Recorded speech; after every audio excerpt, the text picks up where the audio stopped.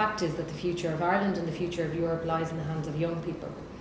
And why do I say that? Well, firstly, on the last occasion, in the Lisbon 1 referendum in June 2008, a very significant number of young people voted no. And the same occurred in relation to the Nice Treaty referendum in 2001. A huge number of young people were disillusioned and voted no.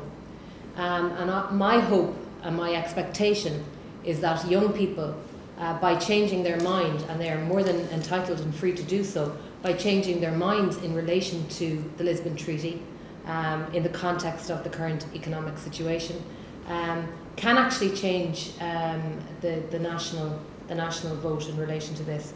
So in the same way that young people came out in strength and in force in 2002 to give a resounding yes to the Nice Treaty, my belief is that young people can and will do the same thing on this occasion. And I'd just like to point to one particular statistic. We have 430,000 people on the live register in Ireland. They're the most recent CSO figures.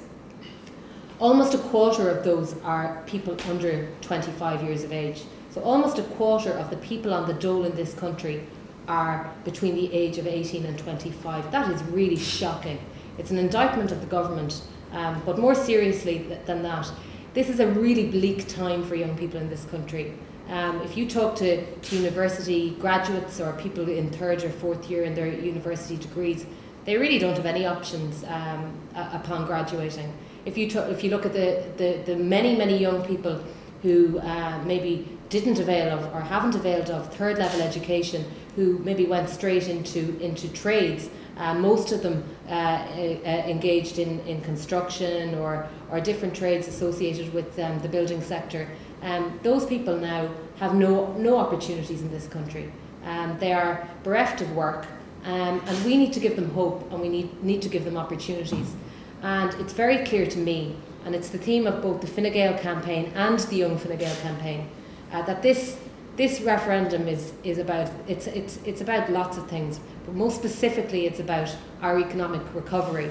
There are going to be a variety of steps to achieving economic recovery in Ireland. Obviously, we have to get our country competitive again. We have to reduce our cost base. We have to deal with all of the recommendations in the McCarthy report. We have to deal with the proposed NAMA legislation published today. But most specifically, and the first step opportunity that presents itself for us, the people of Ireland, and for particularly young people in Ireland, is the Lisbon Treaty. It's a yes vote that is required to send a positive message to our partners at a European level. It is a yes vote to ensure that Ireland retains its goodwill, its strength at the negotiating table, whoever the ministers are that we're sending out there. This is a matter for all of us, because this is about the nation's interest, not about self-interest and not about party political interest. So that's the message that we wish to convey. We can't float off into the Atlantic.